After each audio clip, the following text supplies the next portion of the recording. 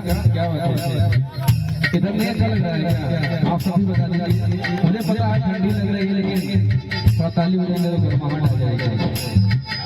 चेहरा नवल है, बातें नवल है, खुशबू ऐसी नूतन है, तेरा बदन है संग में परवल, तू ही जिंदा महल है,